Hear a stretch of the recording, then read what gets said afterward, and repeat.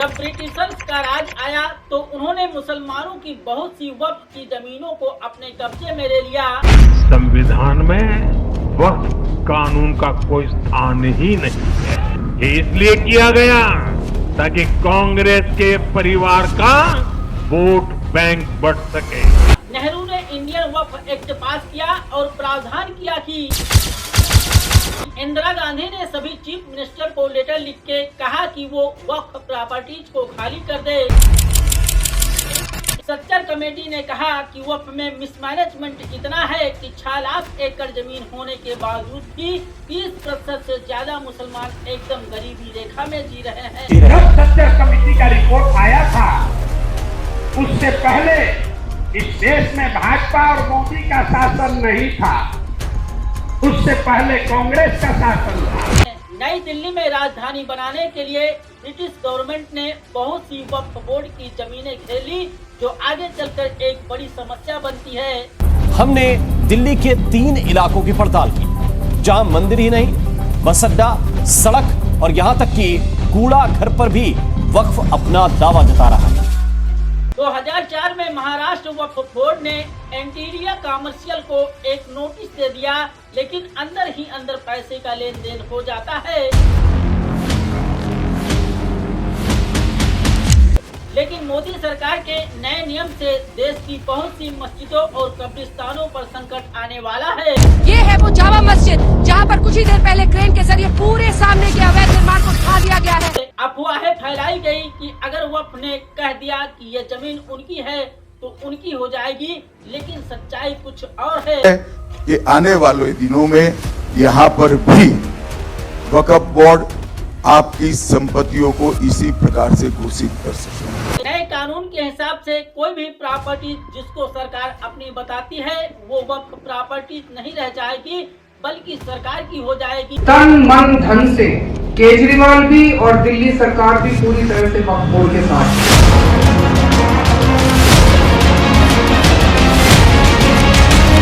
नमस्कार, मैं सुशील सिंह। अगर आप हिंदू हैं तो आपने अपने आसपास देखा होगा किसी उदार हिंदू ने अपनी संपत्ति किसी गौशाला के नाम कर दी, अपना खेत शमशान के नाम पर कर दिया।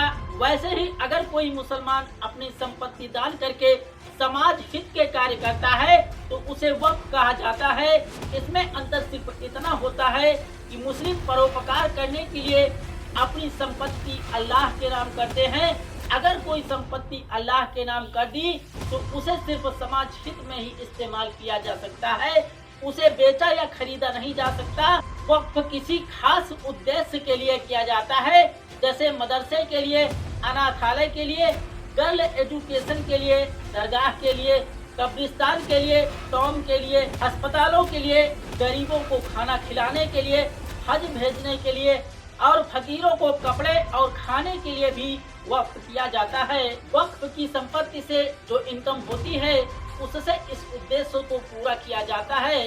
मानकर चलिए किसी जिले में ऐसी डेड बॉडीज हैं जिन्हें कोई लेने नहीं आता और कोई मुसलमान चाहता है कि ऐसे लोगों का भी अंतिम संस्कार होना चाहिए, तो मानकर चलिए वो अपनी 2 बीघा जमीन अल्लाह के नाम कर देगा। अब इस जमीन से जो इनकम आएगी, अननोन डेड बॉडी का अंतिम संस्कार होता रहेगा। ये वक्फ बोर्ड का कास्पेट है। वक्फ के पर्पज को पूरा करने के लिए उसके डे टू डे ऑपरेशंस को हैंडल करने का जिम्मा एक आदमी को दिया जाता है, जिसे मुतवल्ली कहा जाता है।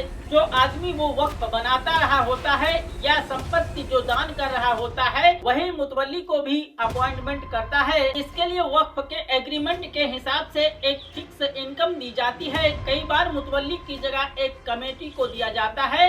एक राज्य में जितनी वक्फ संपत्तियां होती हैं, उन्हें देखने का काम उस राज्य के वक्फ बोर्ड का होता है।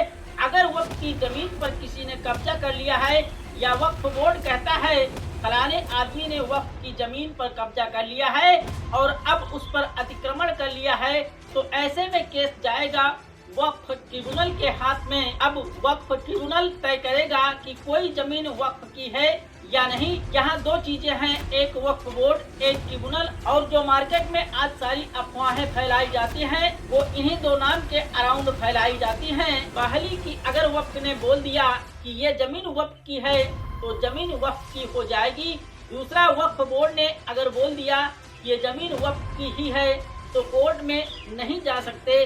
और तीसरा, वक्फ के मामले में वक्फ ही वक्फ बोर्ड अपने केस को सुनता है, तो जो वक्फ ने बोल दिया वो फाइनल है, ना अपील ना दलील। लेकिन सच्चाई इसके एकदम उलट है। सच्चाई क्या है, इसे जानने के लिए अंत तक ये वीडियो देखना पड़ेगा। इसलिए सबसे पहले हमें थोड़ी देर के लिए वक्फ की हिस्ट्री से गुजरना होगा।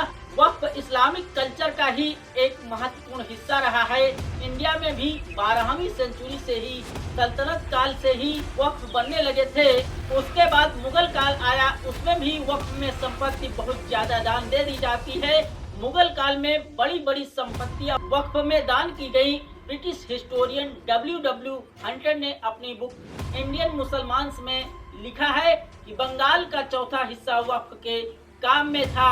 वक्फ के काम सही से हो रहे थे या नहीं, ये सुपरवाइज करने का काम पहले काजी करते थे। काजी एक तरह से मुस्लिम समाज में जज होता था।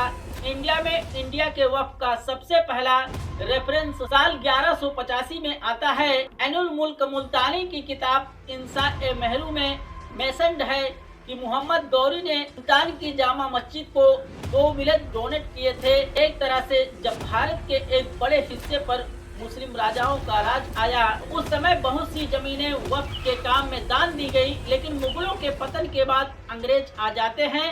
अंग्रेजी राज्य के समय भी वक्फ का काम होता था, लेकिन अंग्रेज चाहते थे कि वक्फ की जमीनों पर उनका कंट्रोल हो जाए और नए सिरे से व्यवस्था चलाई जाए। इसलिए 1810 में ब्रिटिश ने डिसाइड किया कि वे नए रूल्स और रेगुलेशंस लाएंगे और काजी वाली व्यवस्था को खत्म करेंगे। अंग्रेजी राज में काजी का काम अंग्रेजी सरकार के जजों के पास आ गया। वक्फ के नियम कानून और उसके इंटरप्रिटेशन का काम भी इंग्लिश जजेस के पास आ जाता है, जिन्हें वास्तव में इस्लाम के नियम कानून के बारे में ज्यादा अधिक मालूम नहीं था। इस तरह वक्फ की जमीनों पर ईस्ट इंडिया कंपनी ने कब्जा कर लिया और उनकी इनकम को ईसाइयत यानी कि क्रिश्चियनिटी और इंग्लिश एजुकेशन को आगे बढ़ाने में शुरू कर दिया। साल 1863 में ब्रिटिशर्स रिलीजियस एंडोमेंट्स एक्ट लेकर आते हैं, जिसमें ब्रिटिश सरकार ने वक्फ की संपत्तियों के लिए अपने मैनेजर्स अपॉइंट कर दिए। इस तरह ईस्ट इंडिया कंपनी और ब्रिटिश गवर्नमेंट ने वक्फ की सारी संपत्तियों पर अपने कब्जे कर लिए, जिसका मुस्लिम समाज ने खूब विरोध किया। 1900 आते आते वक्फ का मामला इंडिया के मुस्लिम नेताओं के लिए एक सबसे बड़ा मुद्दा बन जाता है और वक्फ रिफॉर्म और नेशनल वाइड वक्फ लॉज की डिमांड बढ़ने लगती है। इस कारण अंग्रेजों ने 1913 और 1930 में मुसलमान वक्फ वैलिडेटिंग एक्ट 1913 पास करके वक्फ की मान्यता दे दी। मतलब अंग्रेजों के नियमों ने मान लिया कि वक्फ लीगल है और ये एडजस्ट करता है और मुसलमानों को वक्फ करने की धार्मिक अधिकार है। जब साल 1947 में पार्टीशन होता है तो वक्फ का मामला कॉम्प्लिकेटेड हो जाता है और मुस्लिमों का एक बड़ा हिस्सा पार्टीशन के कारण पाकिस्तान चला जाता है। गांव के गांव खाली हो जाते हैं और वक्फ की जमीनें जो परोपकार के लिए दान दी गई थी वे यूं ही पड़ी रह जाती हैं। इसमें भी बहुत सारी प्रॉपर्टीज को सरकार ने ले लिया और उसमें अपने ऑफिसेस वगैरह बना लिए और बहुत सी प्रॉपर्टीज पर आम लोगों ने ही, प्राइवेट लोगों ने ही कब्जा कर लिया। बहुत सी प्रॉपर्टीज ऐसी ही पड़ी रह गई क्योंकि वहाँ पे कोई मुसलमान बचा ही नहीं। इस कारण दोबारा से वक्फ की संपत्ति का अच्छा मैनेजमेंट करने की बात होने लगी। साल 1954 में नेहरू सरकार ने इंडियन वक्फ एक्ट पास किया। इसके हिसाब से हर स्टेट में एक वक्फ बोर्ड होगा। इसी तरह साल 1959 में public Waqf extension of limitation act पास किया गया। इसके तहत वक्फ मैनेजमेंट क्या कहें कि वक्फ बोर्ड छोड़ दी गई। वक्फ प्रॉपर्टीज की रिकवरी और पोजेशन के लिए क्लेम फाइल कर सकती है।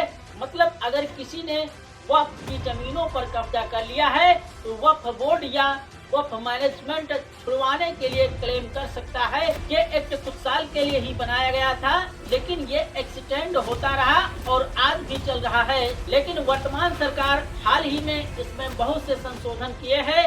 दोस्तों, आज का वीडियो बस इतना ही। आगे की जानकारी के लिए मिलते हैं नेक्स्ट वीडियो में और हाँ, आपसे मेरी एक पर्सनल रिक्वेस्ट है, अगर हमारे चैनल को अभी तक सब्सक्राइब नहीं किया तो प्लीज सब्सक्राइब कर लो और वीडियो को लाइक भी कर दो। बहुत बहुत धन्यवाद।